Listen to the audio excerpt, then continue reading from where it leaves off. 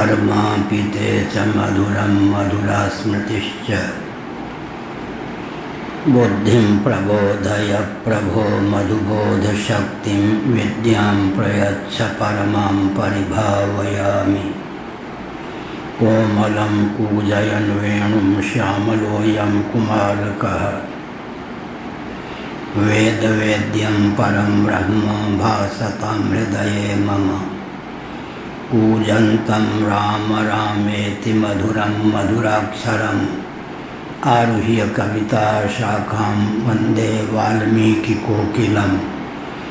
निगमकल्पतरोर्गलितं फलं शुकमुखादमृतद्रवसंयुतं पिबत भागवतं रसमालयं मुहुरहो रसिका भुवि भावुकाः। तृणादपि सुनीचेन तरोरपि सहिष्णुना अमानिना मानदेन कीर्तनीयः सदा हरिः। नारायणाखिलगुरो भगवन्नमस्ते शिवाय नमः शिवलिंगाय नमः। तन्मे मनः शिवसंकल्पमस्तु सर्वे भवन्तु सुखिनः। श्रीराम जय जय राम।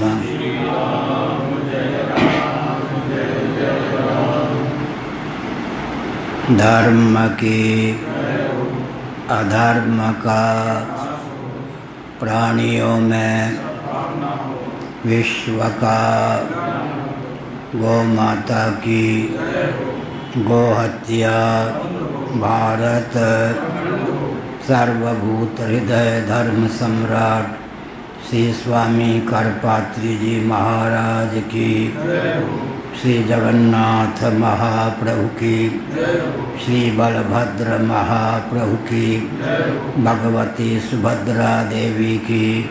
हर हर महादेव। गोविंद जय जय गोपाल जय जय।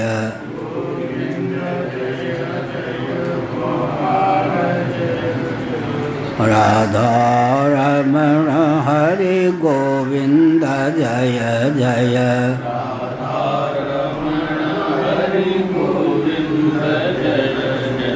श्री कृष्ण गोविंद हरे मुरारे।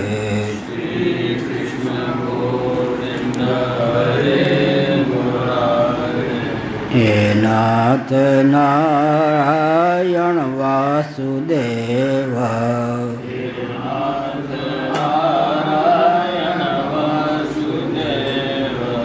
गोविंद जय जय गोपाल जय जय।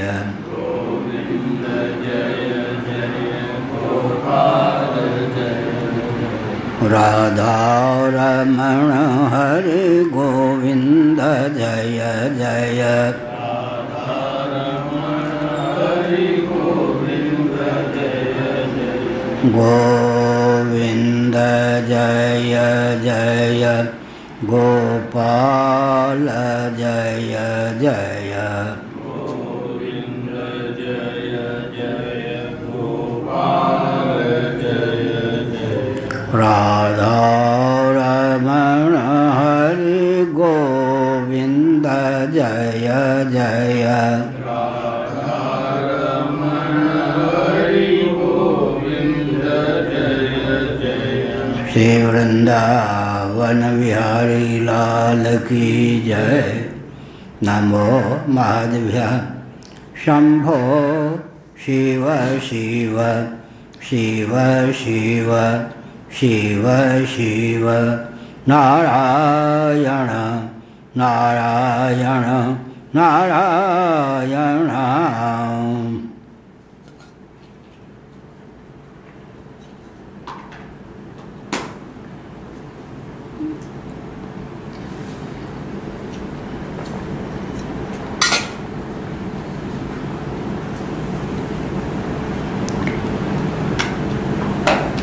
श्रीमद्भागवत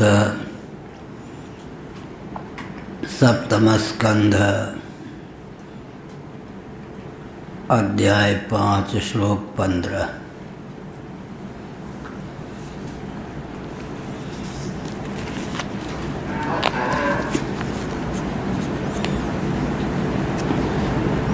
14वां श्लोक था।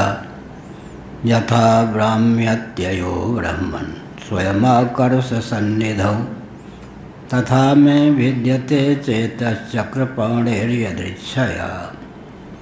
नारद उवाच एतावद्ब्रह्मणा योक्त्या विरराममहामतिः निर्भर्स्यात् कुपितः सदीनो राजसेवकः। आनीयतामरे वेत्रमस्माकमयशस्करः कुलाङ्गारस्य दुर्बुद्धेश्चतुर्थोऽस्योदितो नमः। दैतेयचन्दनवने जातोऽयं कण्टकद्रुमः जन्मूलोन्मूलपरशोर्विष्णोर्नालायितोर्भकः। इति तं विविधोपायैर्भीषयंस्तज्जनादिभिः प्रह्लादं ग्राहयामास त्रिवर्गस्योपपादनं नारायणम्।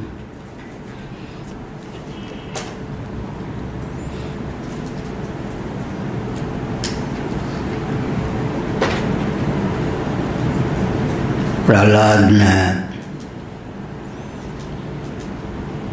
अपने गुरु शिक्षक चंडामर्क जी से कहा, गुरुत्व युक्त चुंबक का सम्मुख सानुकूल संसर्ग जंग आदि कालों से दोषों से विनिर्मुक्त लोहा को सुलभ हो जाए तो लोहा स्वाभाविक रूप से चुंबक की ओर समाकृष्ट होता है। ठीक इसी प्रकार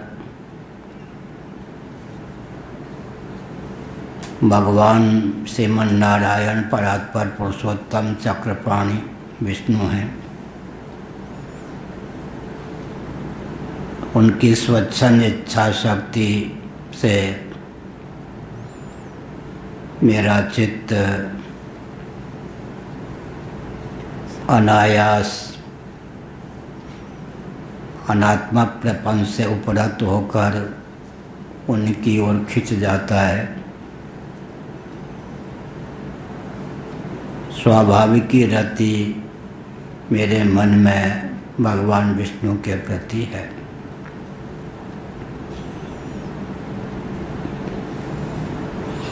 चक्रपाणे कहकर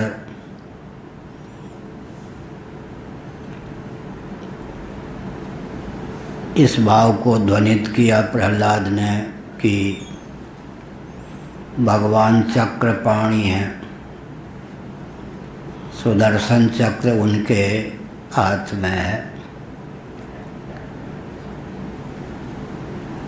भक्तों की रक्षा करने में वह प्रयुक्त विनियुक्त और नियुक्त है।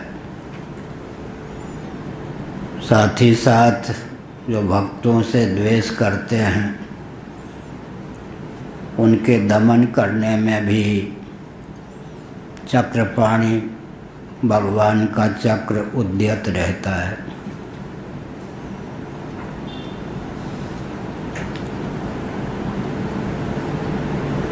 यदृच्छया भगवान की इच्छा शक्ति के द्वारा कर्षित होकर मेरा चित्त सर्वतो भावेन हठात भगवान के प्रति ही समाकृष्ट रहता है। इसका अर्थ है कि नैसर्गिक रति भगवान में मेरे जीवन में है। नैसर्गिक रति होने के कारण आप समझा बुझा कर मुझे भगवान की ओर से विरत नहीं कर सकते और दैत्य दानव असुरों की परंपरा का अनुगमन में कर लूं सर्वथा असंभव है, तदर्थ आपका प्रयास विफल ही होगा, व्यंग्यार्थ यह सिद्ध होता है।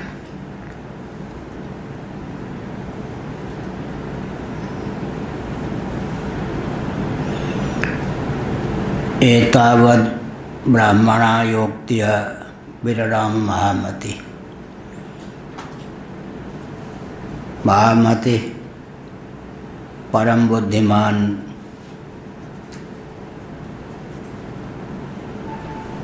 प्रहलाद जी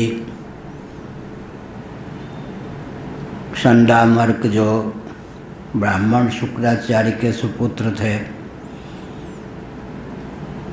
इतना कहकर चुप हो गए। उन्होंने मौन धारण कर लिया। सदीनो राजसेवका बहुत विचित्र शब्द है, नारद जी के द्वारा प्रयुक्त। थे तो चंडामर्क परम तपस्वी ज्ञानी शुक्राचार्य के पुत्र, लेकिन पुरोहित होने के कारण राजा के सेवक थे और दीन भी थे। दीनता, पराधीनता उनके जीवन में थी। ब्राह्मण तब तक ब्राह्मण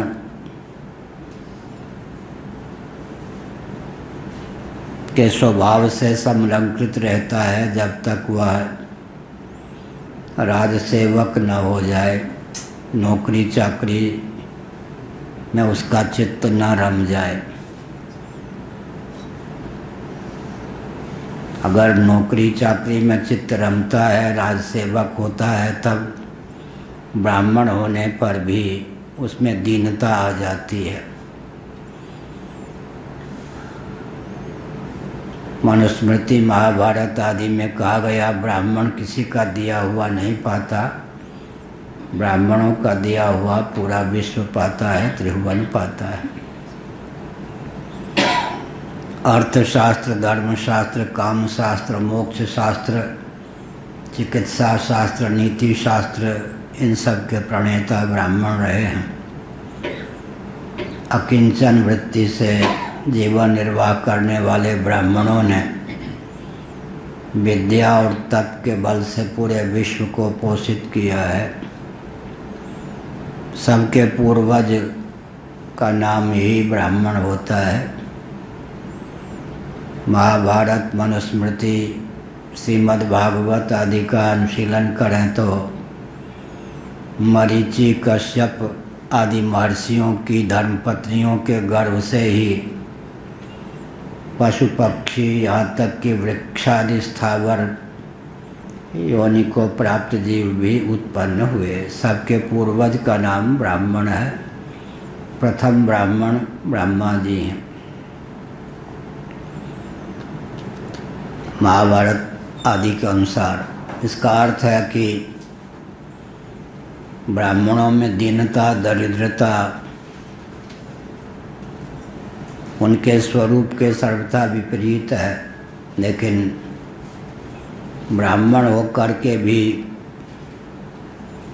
राजसेवक हो गए, वेतन भोगी अध्यापक हो गए, तब ब्राह्मणत्व शिथिल हो गया। इसीलिए सदीनो राजसेवका, दीनता को प्राप्त थे, पराधीन थे और राजा के सेवक थे। ब्राह्मण होकर राजसेवक हो गए। वशिष्ठ आदि भी पुरोहित रहे, व्यास जी भी पुरोहित रहे, लेकिन दीनता, दरिद्रता से अतिक्रांत जीवन उनका था। परंतु हिरण्यकशिपु स्वभाव से क्रूर थे, शापित थे, राजपद पर प्रतिष्ठित थे। इंद्रासन पर बैठकर इंद्र के राजभवन में सब प्रकार के सुख के भोक्ता थे। ऐसी स्थिति में बहुत दयनीय स्थिति हो गई। हृदय कहता था कि प्रहलाद उस मार्ग पर चल रहा है जिस पर हमें चलना चाहिए, जिस पर चलने पर प्राणी मात्र का कल्याण सुनिश्चित है। एक न एक दिन उस मार्ग को अपनाना आवश्यक है, परंतु उनमें दीनता आ गई। नौकरी चाकरी के कारण, वेतन भोगी होने के कारण, राजसेवक होने के कारण हम लोग उच्छृंखल नहीं हैं, लेकिन जीवन में जो पराक्रम है उसका एक कारण यह है कि 2 रुपये कभी कमाया नहीं, किसी की नौकरी नहीं की बचपन से। इसीलिए नौकरी चाकरी करने वालों का मन मरा होता है, दीनता दरिद्रता से युक्त होता है, चाहे वो बहुत ऊंचे पद पर ही क्यों ना हो। हम लोग विवेकी हैं, लेकिन देवराज इंद्र भी आ जाएं, डराने धमकाने लग जाएं, तो डराने धमकाने में समर्थ नहीं हो सकते। तो ब्राह्मणोचित तेज तब तक सुरक्षित रहता है जब तक राजसेवक ना हो व्यक्ति। सेठ साहूकार, राजा महाराजा, समृद्ध व्यक्तियों की दास्तां न मोल ले। जिस ज्ञान विज्ञान से भगवान सृष्टि की रचना करते हैं, उसका पालन करते हैं, संहार करते हैं, भगवत कृपा से, गुरु गोविंद ग्रंथ की कृपा से वह ज्ञान विज्ञान जिसके जीवन में प्रतिष्ठित है, वह किसी के दमन का विषय नहीं बन सकता और कहीं उसकी दासता परिलक्षित नहीं हो सकती है, परंतु है बहुत कठिन घाटी। दोनों सेना आमने सामने। महाभारत की बात है। युधिष्ठिर जी वीरोचित वेश को रथ पर रखकर नंगे पांव, धर्मशील धर्मज्ञ होने के कारण दुर्योधन के सैनिकों की ओर बढ़े। शेष 4 पांडव भयभीत हो गए, कहीं डर के कारण संधि करने तो नहीं जा रहे हैं, नाक कट जाएगी। भगवान श्री कृष्ण ने संकेत किया, ये धर्मराज हैं, धर्म के किसी न किसी सूक्ष्म रहस्य को हृदयंगम करके ही ये जा रहे हैं। हम लोगों को अनुगमन करना चाहिए, कुछ पूछना नहीं चाहिए, ये क्या करने जा रहे हैं, केवल दृष्टा होना चाहिए। पितामह भीष्म को प्रणाम किया। पितामह मुस्कुराए, अवसर आने पर तुमने धर्म का परिचय दिया, कदाचित प्रणाम किए बिना, मुझसे आशीर्वाद लिए बिना युद्ध करने के लिए उद्यत हो जाते तो मैं शाप दे देता। विवेकी का दायित्व अधिक होता है। दुर्योधन को शाप देने के लिए उद्यत नहीं रहते थे भीष्म, लेकिन पांडवों को शाप देने के लिए उद्यत रहते थे। कारण विवेकी का दायित्व महापुरुषों की दृष्टि में अधिक होता है। तुमने शील का परिचय दिया। क्षात्र धर्म कहता है कि तुम हमारे विरुद्ध युद्ध करो, लेकिन कुलशील सनातन मर्यादा कहती है कि तुम नमस्कार करो, प्रणाम करो। अभिवादन करने में चूक जाते तो शाप दिए बिना नहीं रहता। क्या चाहते हो बोलो। युधिष्ठिर जी ने कहा कि यदि आपका हृदय कहता है कि हम पांडवों का पक्ष धर्म का है, न्याय का है, नीति के मार्ग पर हम चल रहे हैं, तो दुर्योधन का पक्ष सुयोधन का पक्ष छोड़कर हमारे पक्ष से युद्ध कीजिए। विचित्र पहेली भीष्म जी के सामने आ गई। भीष्म जी ने कहा, हमारा हृदय कहता है तुम न्याय के पथ पर हो, हमारी भावना है कि तुम्हारी जीत हो, विजयश्री तुम्हें प्राप्त हो युद्ध में। महाभारत में लिखा है, दुर्योधन के शिविर में रहते हुए भी ब्राह्म मुहूर्त में उच्च स्वर से दो महापुरुष द्रोणाचार्य और भीष्म उच्च स्वर से कहते थे, धर्मात्मा पांडवों की जय। युद्ध करते थे युद्ध के समय दुर्योधन की ओर से, लेकिन ब्राह्म मुहूर्त में उच्च स्वर से कहते निर्भीकता पूर्वक, धर्मात्मा पांडवों की जय। युद्ध के मोर्चे पर जाने के पहले दुर्योधन प्रतिदिन अपनी माँ गांधारी को प्रणाम करने जाता शिविर में। गांधारी कहती, बेटा यतो धर्मस् ततो जया। कभी नहीं कहा कि तुम्हारी जीत हो। बेटे के प्रति, पुत्र के प्रति स्वाभाविक राग होने पर भी यतो धर्मस् ततो जया, जहाँ धर्म वहाँ जय। इसका अर्थ तुम्हें मरना ही है, नष्ट होना ही है, पराजय तुमको मिलनी ही है। अस्त्र शस्त्र ये सब बाह्य उपकरण है। यही जय हो सो स्यंदन आना। साधकों को अवश्य ही एक बार रावण रथी विरथ रघुवीरा देख विभीषण भयो अधीरा, रामचरितमानस का यह प्रसंग पढ़ना चाहिए। बहुत बढ़िया कहा गया। यह सब बाह्य उपकरण हैं युद्ध के, कवच, तीर, धनुष, तलवार, ये सब। अभ्यंतर विजय के स्रोत क्या हैं? जय जय होय से स्यंदन आना। वह रथ, स्यंदन पृथक है। बाहरी रथ विजय में केवल बाह्य हेतु है। अभ्यंतर रथ क्या है, उसका वर्णन बहुत बढ़िया ढंग से रामचरितमानस में किया गया। लेकिन भीष्म जी ने क्या कहा? पुरुष अर्थ का दास है, मनुष्य अर्थ का दास है। अर्थ जड़ होने पर भी, शेष होने पर भी मनुष्य का, पुरुष का दास नहीं है, जीव का दास नहीं है। बेटा दुर्योधन ने मुझे अर्थ से बांध रखा है। महाभारत का यह प्रसंग लीला पक्ष अंतरंग है। बाह्य घटना बहुत विचित्र है, इसको पढ़ के तो रोंगटे खड़े हो जाते हैं। क्या दास्ता थी भीष्म जी को?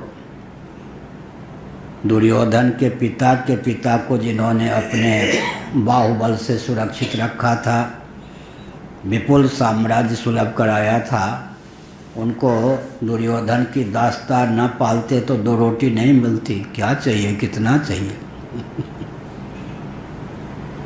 देखिए आजकल जब भीष्म जी की दशा थी, बाहर लीला पक्ष जो भी हो वो भी मालूम है, तो फिर कोई प्रधानमंत्री के पद पर हो, गृह मंत्री के पद पर हो रहा हो, कुछ हो, रक्षा मंत्री के पद पर रहा हो, कहाँ नतमस्तक हो जाएगा, कहाँ घुटना टेक देगा, कुछ नहीं कह सकते। पुरुष अर्थ का दास, अर्थ पुरुष का दास नहीं है। तो कम से कम भीष्म जी कौन थे मालूम है? अष्ट वसुओं में एक वसु को, नंदी को लेकर, गाय को लेकर जिन्होंने शाप दे दिया था वशिष्ठ जी, उन अष्ट वसुओं में एक वसु के अवतार थे। वसु अर्थ के अधिदैव होते हैं और पराक्रमी थे भीष्म जी। टीवी के मरीज नहीं थे, लेकिन उनके मुख से यह वाक्य निकलना कि पुरुष अर्थ का दास। दुर्योधन के पिता को जिन्होंने समृद्ध बनाया, सुरक्षित रखा, वे आज कह रहे पुरुष अर्थ का दास है। अर्थ की दासता जो है वाणी को मूक बना देती है या वाचाल बना देती है, किसको? अर्थ देने वालों की स्तुति के लिए। इसीलिए पुरुष अर्थ का दास। ठीक है, जब आप चाहते हैं कि हमारी विजय हो, हमारा पक्ष धर्म का है, आपकी लाचारी है कि हमारी ओर से आप युद्ध नहीं कर सकते, आपका वचन ही पर्याप्त। वचन रूपी बाण से सुरक्षित रखा पांडवों को, वचन दिया तुम्हारी जीत होगी, लेकिन युद्ध तो दुर्योधन की ओर से करूँगा। तो एक रास्ता बताइए।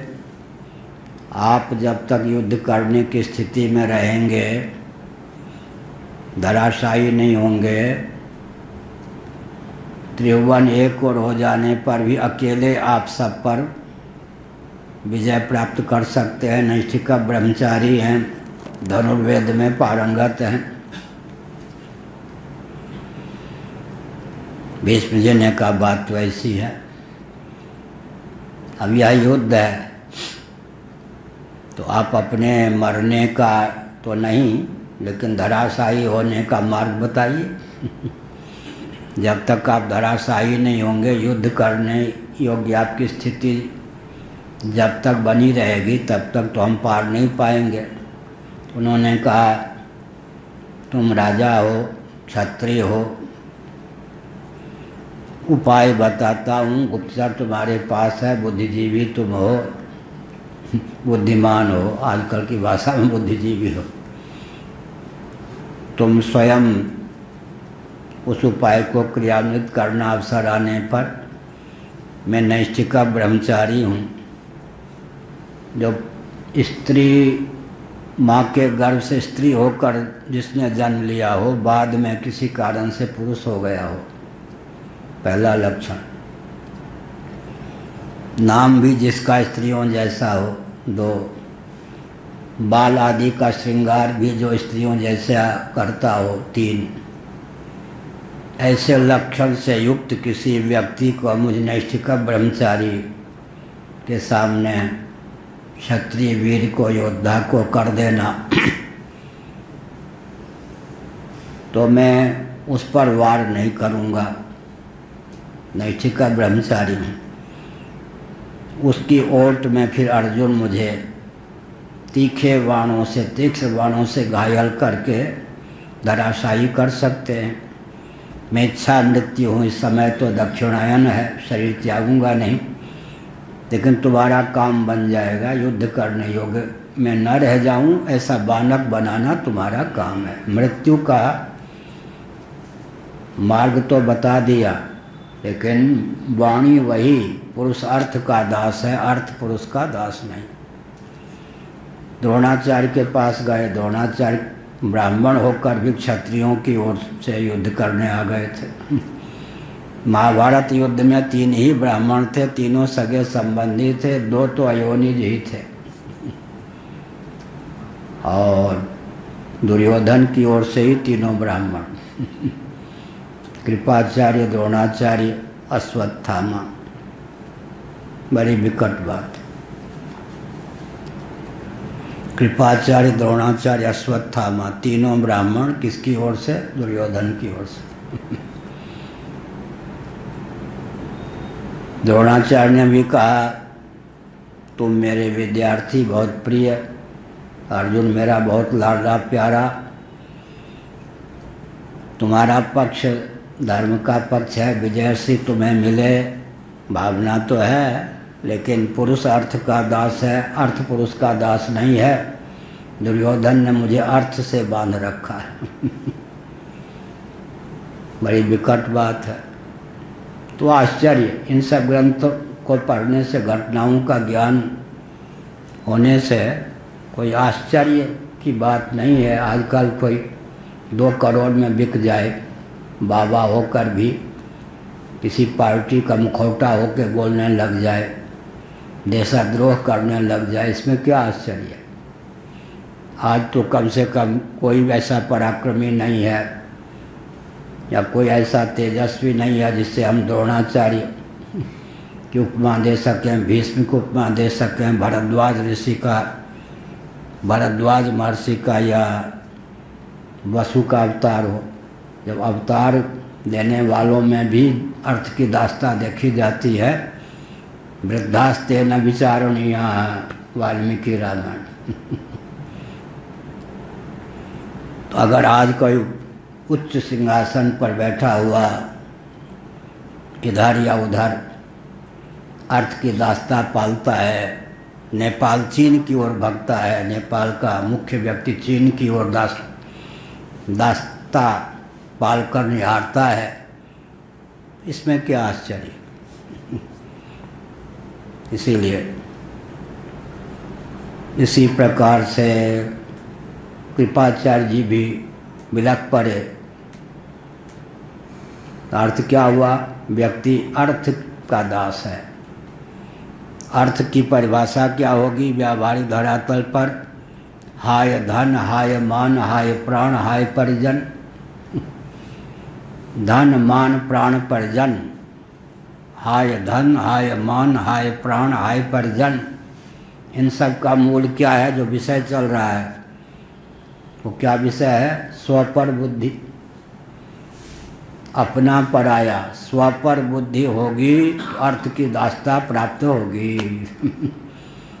तो अर्थ की विशद व्याख्या क्या हो जाएगी? धन मान प्राण परिजन, धन मान प्राण परिजन, धन मान प्राण परिजन, हाय धन, हाय मान, हाय प्राण, हाय परिजन। इनको बिल्कुल कस के पकड़े रहेगा। सदीनो राजसेवक, शुक्राचार्य के पुत्र थे। महाभारत का अध्ययन करें, बहुत मार्मिक शब्द नारद जी ने कहा। राजसेवक, राजा के सेवक, आशीर्वाद देने वाले सेवक बन गए। विचित्र बात। शिष्य की दास्ता प्राप्त करनी। राजसेवक सदीना, दीनता के वशीभूत हो गए। दीनता, दरिद्रता, ब्राह्मणत्व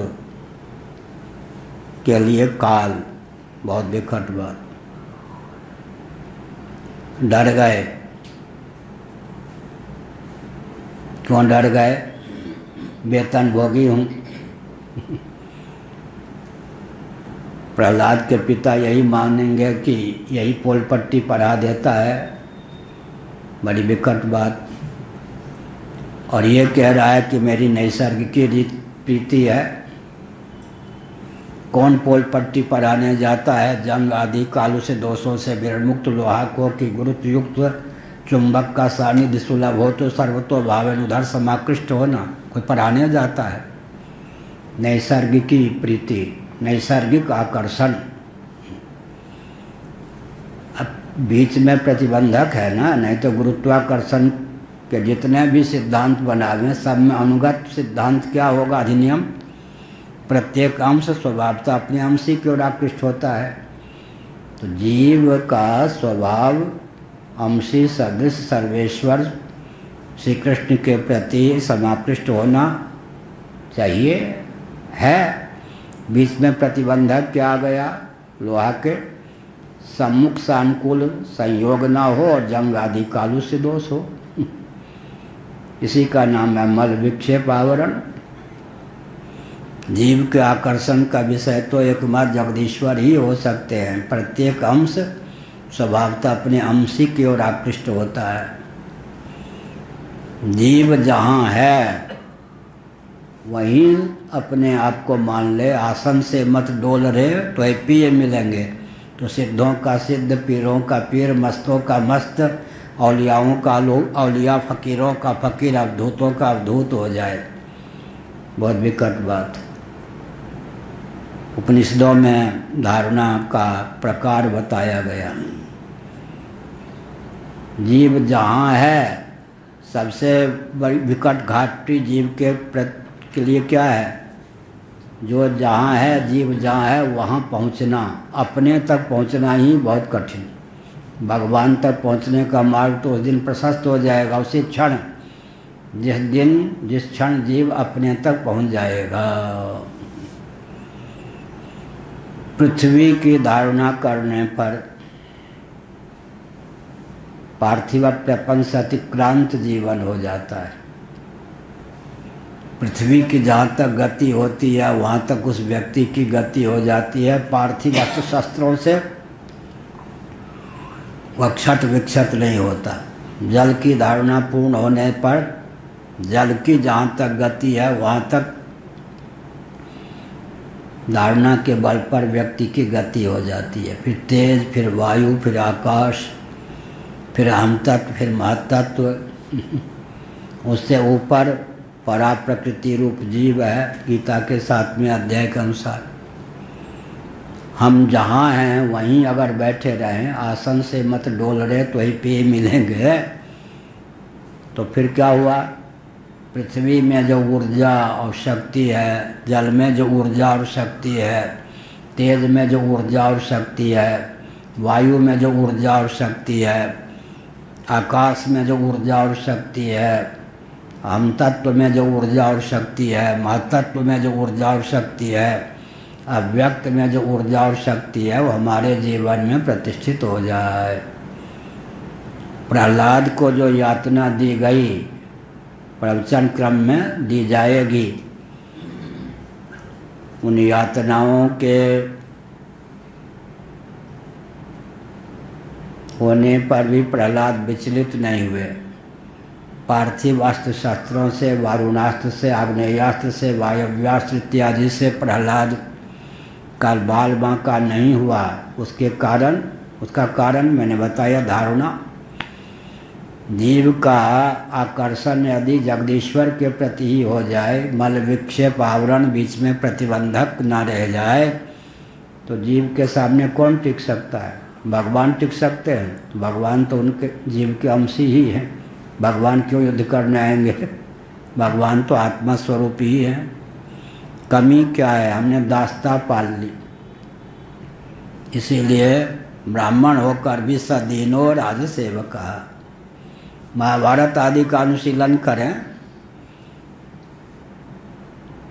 जीविका की दृष्टि से नहीं, बृहस्पति जी का जो पद है वो विराट, तैत्तिरीय उपनिषद आदि का अध्ययन करें। विराट का पद जो है सगुण साकार भूमि में, उसी को बृहस्पति कहते हैं। देवराज इंद्र की अपेक्षा तपोबल, वैभव किनके जीवन में अधिक होता है? बृहस्पति के जीवन में। दीनता के अपनोदन के लिए वो पुरोहित नहीं होते, अनुग्रह पूर्वक पुरोहित होते हैं। अन्न प्राप्त करने के लिए पुरोहित हुए हैं या अनुग्रह पूर्वक पुरोहित हुए हैं? पुरोहित के दो भेद हो गए। यहाँ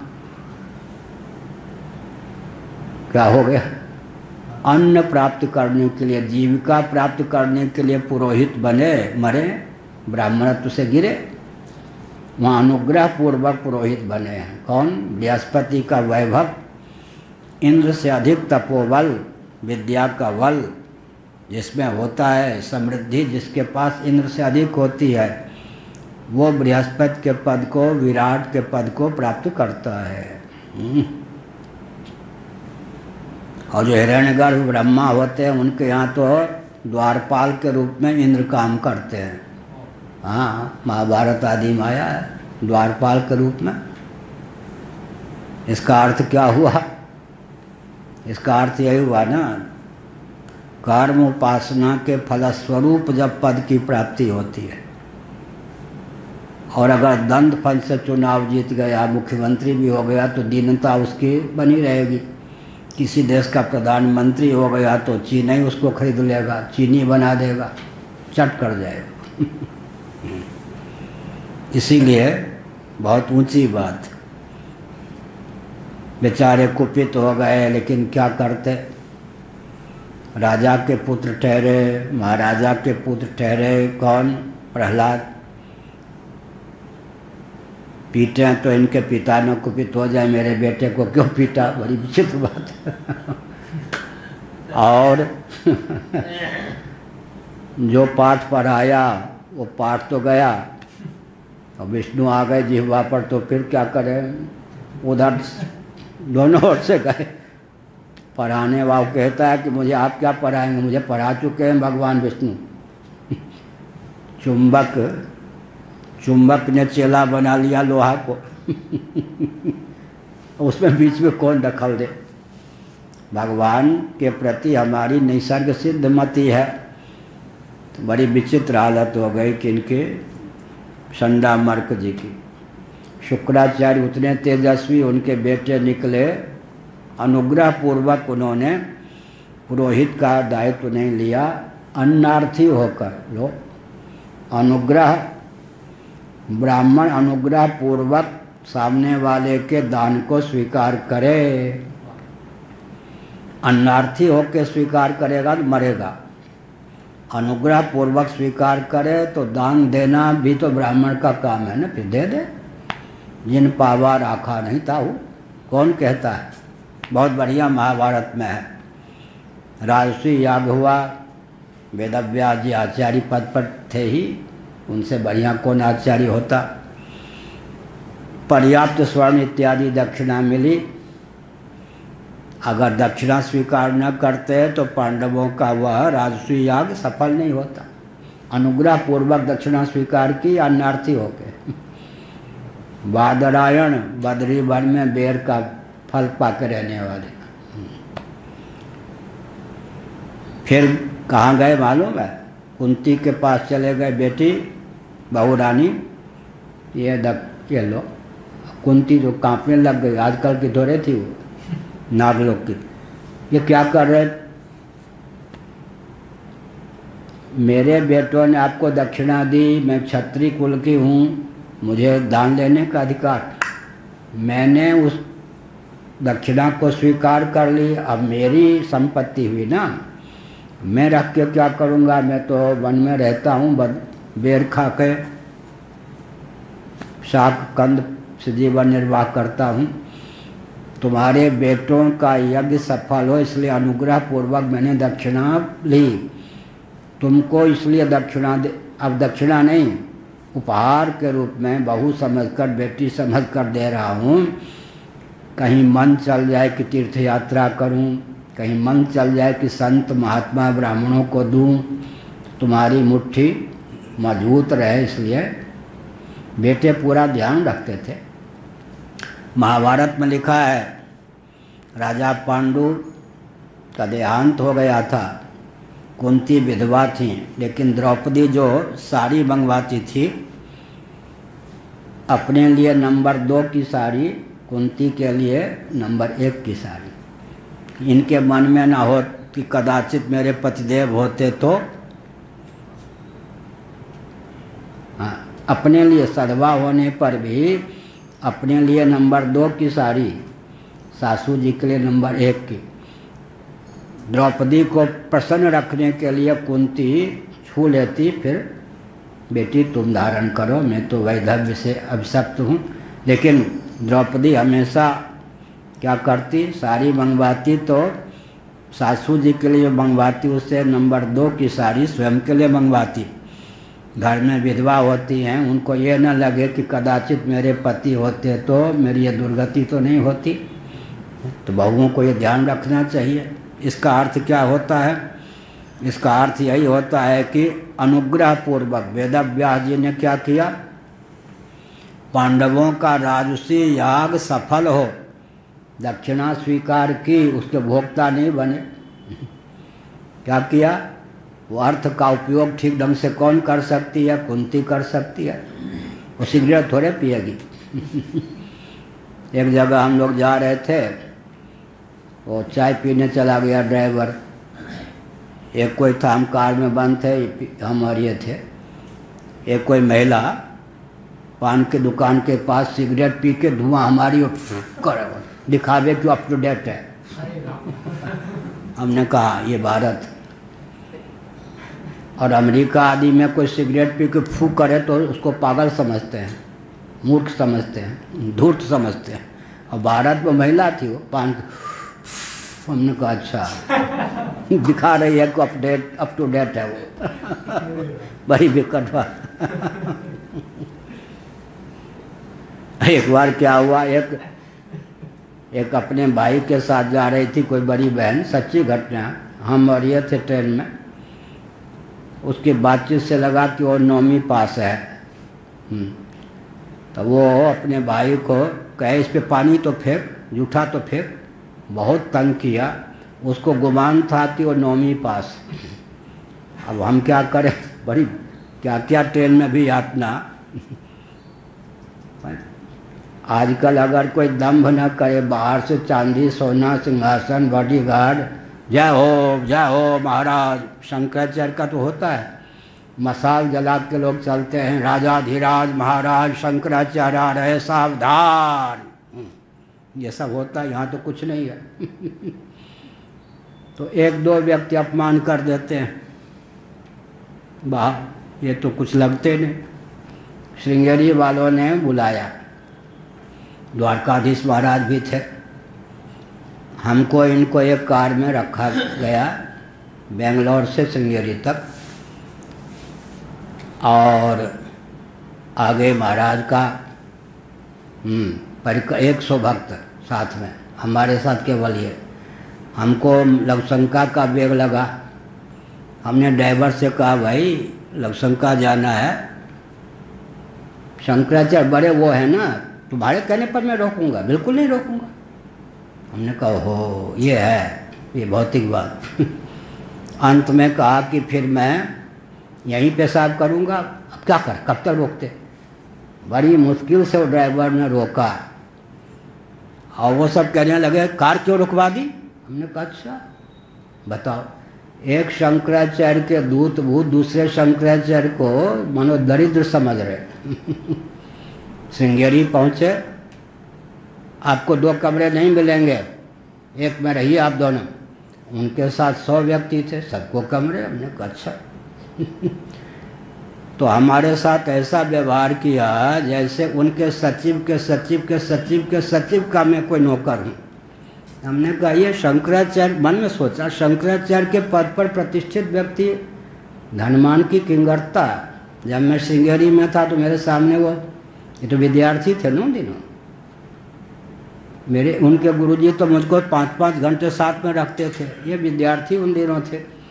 तो शंकराचार्य के पद का मैं सम्मान करता हूँ, इसलिए मौन हूँ प्रायः। लेकिन एक शंकराचार्य दूसरे शंकराचार्य को अर्थ की दृष्टि से देखे, आश्चर्य है। तो कलयुग की पराकाष्ठा हो गई। आदि शंकराचार्य तो भिक्षा मांग के पाते थे, राजधन से भी नहीं पलते थे। बड़ी विकट बात। बड़ी विकट बात। इसका अर्थ क्या हुआ? इसीलिए यहाँ पर कहा अनुग्रह पूर्वक, अर्थार्थी होकर नहीं। तो सदीनो राजसेवक, ब्राह्मण होकर के दीन हो गए। शुक्राचार्य में और उनके पुत्रों में आकाश पाताल का अंतर हो गया या नहीं? शुक्राचार्य के लिए पहले क्या कहा गया है? भगवान। इनके लिए कहा गया दीन राजसेवक। पिता कैसे, पुत्र कैसे? शुक्राचार्य जो हैं विरोचन आदि से भी दबते हैं क्या? क्यों नहीं दबते? तपोबल, विद्या का बल, अनुग्रह पूर्वक वो पुरोहित बने हुए हैं, अनुग्रह पूर्वक। इसलिए पृथु राजा ने भी बृहस्पति को नहीं, शुक्राचार्य जी को ही अपना पुरोहित बनाया। भागवत। उनके बेटे कैसे निकले? राजसेवक, दीनास। दीन क्यों हो गए भाई? वो अनुग्रह पूर्वक बने, आप अर्थ की लोलुपता पूर्वक। ये शंकराचार्य का पद भी जो है क्या है, वो अर्थार्थी होकर चलेगा ना? क्या अर्थार्थी जो शंकराचार्य होगा, धनमान का किंकर होगा, इस पद का दायित्व का निर्वाह कर सकेगा? यह तो श्रोत्रिय ब्रह्मनिष्ठ भगवत कल्प महापुरुषों के लिए पद बनाया था आदि शंकराचार्य जी ने। अब कहाँ गया? मैंने एक नमूना बता दिया।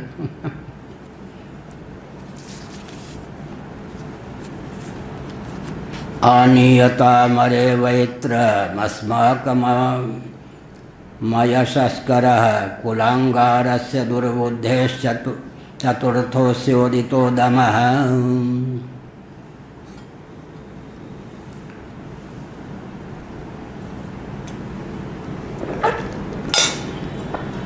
एक बार कांची वालों ने जयेंद्र सरस्वती जी महाराजा धीराज ने सूचना भिजवाई कि मेरे यहाँ नहीं आएंगे तो मैं अनशन करके शरीर छोड़ दूंगा। हमने कहा न सो रहे हैं, हम आते हैं। हम और ये गए। उनके गुरुजी उन दिनों अस्वस्थ थे लेकिन थे जीवित शरीर से। चांदी के आसन पर बैठ के मुझसे कहा बैठिए नीचे। 4 पीठों में कांची बिल्कुल कोई पीठ नहीं है। शंकराचार्य महाराज कुछ दिन वहाँ रहे। जो शंकराचार्य पद पर श्रृंगेरी में है उनकी गाथा मैंने सुना दी। कांची की बात हमसे कहा बैठिए। हमने कहा अच्छा। धरना दे के बुलाया, जब गया तो अपने चांदी के आसन पर बैठे, हमको नीचे दरी पर बैठने के लिए कहा। हम खड़े रहे। जब देखा कि ये बैठ नहीं पाते तब एक चौकी वौकी मंगवाई। हमने सोच लिया आदि शंकराचार्य ने इसी अहंकार के पूर्ति के लिए पद बनाया था क्या? धन मान की किंकरता के लिए बनाया था पद क्या? श्रोत्रिय ब्रह्मनिष्ठ त्यागी तपस्वी इंद्र के वैभव के प्रति भी जिसका मन आकृष्ट ना हो, ऐसे उद्दीप्त तपस्वी मनुष्यों के लिए पद बनाया गया था। अब एक शंकराचार्य के पास धन नहीं है, धन तो बुरा ना माने। पूर्वाचार्य जी को नमस्कार। संत की दृष्टि से तो, संत वेश की दृष्टि से तो मैं उनसे भी पुराना संत हूँ। पूर्वाचार्य जी ने तो पद लिया, उससे 4 साल पहले से मैं संत वेश में हूँ। वो इस बात को जानते भी थे, मुझे मानते भी थे, बहुत क्या कहना। लेकिन मैंने ये कहा कि हम बचपन के संत हैं, वेश में हैं, पूर्व जन्म में भी सन्यासी ही थे। आप एक शंकराचार्य दूसरे शंकराचार्य को धन की दृष्टि से निहारेंगे तो गद्दी कहाँ जाएगी, विश्व कहाँ जाएगा, रसातल में रसा जाएगी या नहीं? तो यहाँ अनुग्रह पूर्वक नहीं, अन्नार्थी हो करके, कितनी बड़ी बात है। शुक्राचार्य का तेज अशंटा मर्ग के लिए दीनता सदीना राजसेवक। इसका अर्थ क्या हुआ? अगर किसी दल की ओर से, किसी समृद्ध व्यक्ति की ओर से अनुग्रह प्राप्त आप हैं तो आप तो दीन हो गए, राजसेवक हो गए, धनाढ़ व्यक्तियों के दास बन गए। आप कहाँ रहे पद पर? इसीलिए अपने गौरव को सुरक्षित रखने की आवश्यकता है। भगवान सुखदेव जी नगोटी धारण करें न करें तो उनको हम दीन मानेंगे क्या? शहंशाह हैं। अनियता मरे वेत्र। अरे गुरु जी तो बेंत रखते थे पहले।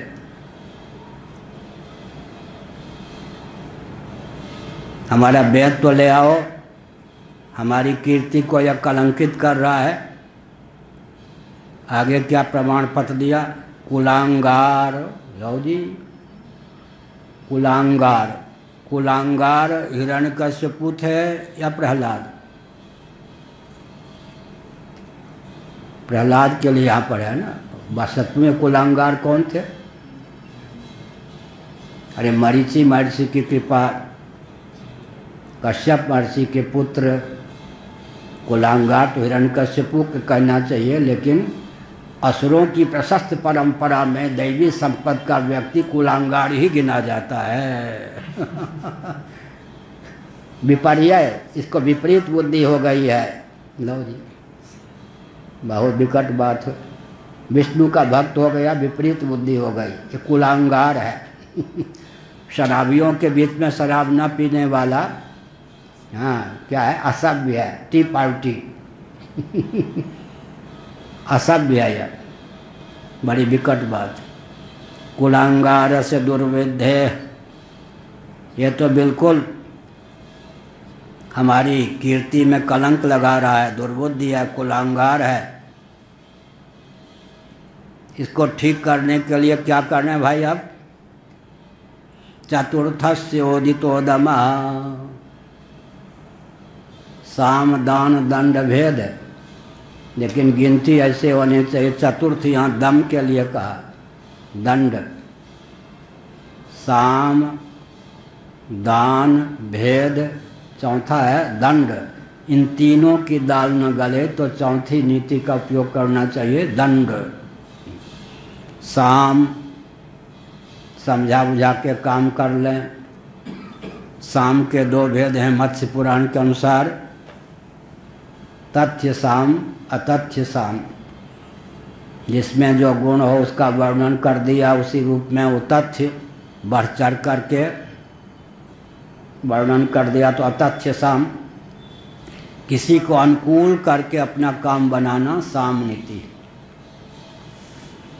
रुपये के बल पर, धन के बल पर काम बना लेना दान, हिंदी में दाम कहने लगे, दान नीति है। फूट डाल करके अपना काम बना लेना क्या है, भेद नीति है। और अंत में डंडे से, लाठी गोली बम बारूद से काम चलाना यह दाम नहीं, दंड नीति। तीन नीतियां और हैं, प्रसिद्ध ये चार नीतियां हैं। इंद्रजाल, माया, उपेक्षा। इंद्रजाल, माया और उपेक्षा, यह तो यहाँ चार नीतियों में दान, दम, दम माने दंड नीति। लियो तो वेद और लियो तो डंडा। एक बच्चा था फर्रुखाबाद की ओर का, वो विवेक जी का भांजा होगा, हाँ, वृंदावन में थे। वो छोटा था बच्चा, पानीदार होता ही उधर का व्यक्ति। कुछ बात निकली तो कहा लियो तो डंडा। ओह हाँ, ला तो डंडा, इन सब बाबाओं को पीटूं। छोटा था, हम लोग हंसा, लियो तो डंडा। हमने कहा अच्छा, वो तो बड़ा जोरदार विवेक का भांजा, लियो तो डंडा। हाँ, अरे ला तो मेरा कोई दंड बेंत। तो बड़ी विचित्र बात। अब किसको क्या प्रमाण पत्र मिले। एक घटना हमने सुनाई ना, यहाँ एक वैष्णवाचार्य आए और कमलापति त्रिपाठी जी महाभाग के पोते को लेकर आए, अतिथि होकर आए, बहुत अच्छी बात है। हमसे समझाया, हमको क्या समझाया मालूम है, कमलापति जी के पोते से समझवाया, आप कुलांगार मत बनिए, पवित्र कुल में आपका जन्म हुआ है। उनका अच्छा, कौन सी ऐसी मेरी चेष्टा है जो कुल को कलंकित करूं। मैंने सोचा, फिर क्या कहा, रणछोड़ मत बनिए, भगोरा मत बनिए, अपने पवित्र गुरुकुल को कलंकित मत कीजिए। हमने कहा क्या बोल रहे आप, रामालय ट्रस्ट में आप हस्ताक्षर नहीं कर रहे ना, तो मुंह दिखाने योग्य रहेंगे, कुलांगार नहीं होंगे क्या। हमने कहा अच्छा, शासन तंत्र की हम दास्ता नहीं स्वीकार कर रहे, इसलिए हम हो गए कुलांगार। गद्दी की कीर्ति को नष्ट करने वाले, शासन तंत्र की गुलामी पालने वाले आप हो गए कुलदीपक, हम हो गए कुलांगार। विपरीत बुद्धि हुई या नहीं। शंडा मर्क ने कहा कुलांगार दैत्यों की पवित्र कीर्ति में बट्टा लगाने वाला। हमने कहा अच्छा, बड़ी विकट बात। इनकी दृष्टि में वो कौन हो गए, विपर्ययग्रस्त। उनकी दृष्टि में ये कौन हो गए, विपर्ययग्रस्त। मोहग्रस्त जो व्यक्ति होता है, मोह मुक्त को कहता है मोही। कुल को कलंकित करने वाले व्यक्ति, शराबी, कबाबी, जुआरी क्या कहते हैं, ये कुलांगार है। सिगरेट पीने वालों की, शराब पीने वालों की, जुआ खेलने वालों की पवित्र परंपरा में जन्म लेकर के भी इन सब से क्या है, इन सब से और क्या, बिल्कुल बाल बिखेर करके, टाई लगा करके, और क्या है, सलवार पहन के घूमने वाली पवित्र कुलांगना के कुल में हो करके भी ये साड़ी पहनती है, घूंघट गाड़ती हैं, कुलांगार हैं, कुल को कलंकित करने वाली हैं, पुरुषों से हाथ नहीं मिलाती। वाह, ये असभ्य हैं, ये बड़ी विकट बात। तो उनकी दृष्टि में वो विपर्ययग्रस्त हो गए, इनकी दृष्टि में वो विपर्ययग्रस्त हो गए। बड़ी विकट बात है।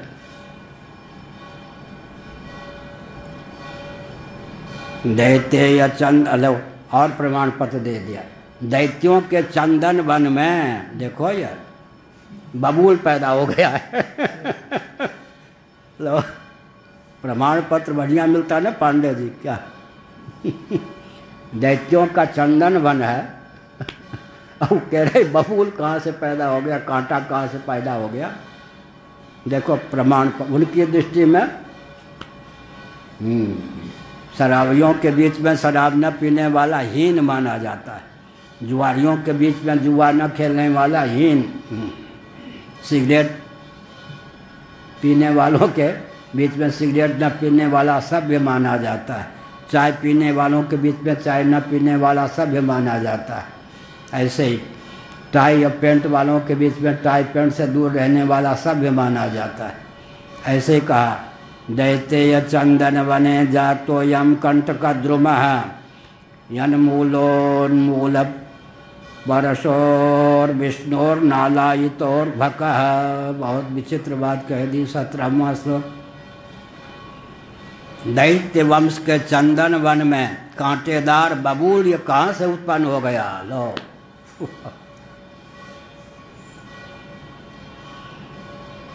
देखो कुलद्रोही का साथ दे रहा है।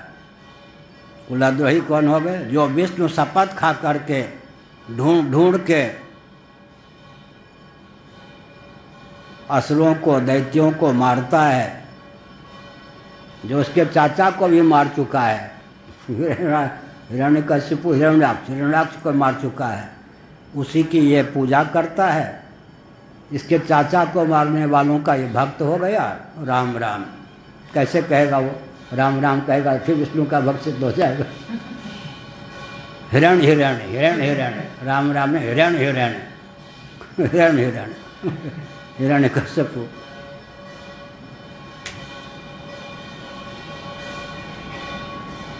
एक और बात कह दी। दैत्य चंदन वने जातो यम कंटकद्रुमः यन्मूलोन्मूल परशो विष्णुर्नालायितोर भकः। विष्णु रूप कुठार में बेंट चाहिए ना, ये बेंट पैदा हुआ है। बेंट लो बढ़िया प्रमाण पत्र क्या। इसलिए तजिए तजिए ताई कोटि वैरी सम यद्यप परम स्नेही। वहाँ रहेंगे तो इसी प्रकार का प्रमाण पत्र मिलेगा।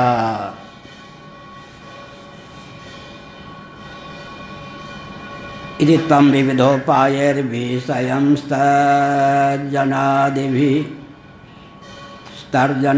तर्जन इत्यादि के द्वारा प्रहरादं ग्रहयामास त्रिवर्गस्योपपादनम्।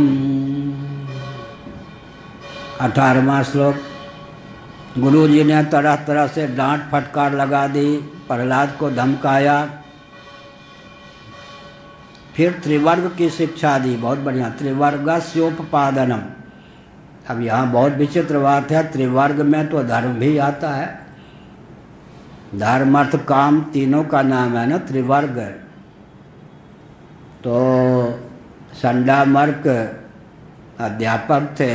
हिरण्यकशिपु के विद्यालय में धर्म की भी शिक्षा होती थी। यही हुआ ना। त्रिवर्ग माने केवल अर्थ काम नहीं, धर्म की भी।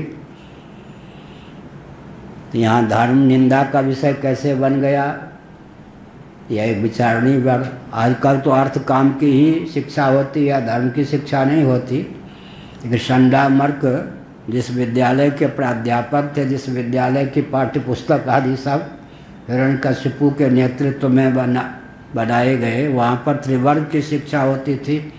त्रिवर्ग में तो धर्म भी है। यह बहुत विचित्र वचन है।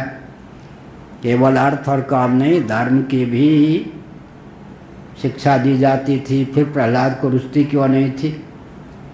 ग्रहण करने पर भी मोक्ष से वंचित किया जाता था।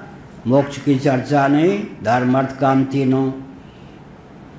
तो स्व पर बुद्धि के पोषण में जिस धर्म का उपयोग और विनियोग हो, मोक्ष के मार्ग में वो धर्म भी प्रतिबंधक है। असुरिया नाम ते लोका अंधेन तमसावृता। दूसरी बात है विनियोग। जिस धर्म का पर्यवसान अर्थ और काम की सिद्धि में ही हो, अर्थ के लिए और काम की सिद्धि के लिए ही जिस धर्म का अनुष्ठान हो, वो भी त्रिवर्ग में परिगणित होने पर भी मुमुक्षु के लिए, भगवत भक्ति के लिए, भगवत भक्तों के लिए अग्राह्य है, यह अभिप्राय हुआ। त्रिवर्ग धर्म है तो मर्यादा की सीमा में अर्थोपार्जन करेंगे, विषय उपभोग करेंगे, इतने हम सब अच्छा है। लेकिन जब वो गाय को कटवाता था तो धर्म की कौन सी शिक्षा होगी? विकट यहाँ उपदेश है। त्रिवर्ग में तो धर्म भी है, तो धर्म तो कभी नहीं कहेगा गाय को कटवा दो, ये सब। इसका अर्थ है कि वो चेष्टा छोड़ के कहें धर्म की शिक्षा होती थी, अर्थात अर्थ और काम के उपोद्बलक स्व पर विभेदक धर्म की शिक्षा भी होती थी। नारायण श्री राम जय राम जय जय राम। धर्म की अधर्म का प्राणियों में, विश्व का, गौ माता की, गोहत्या, भारत, हर हर।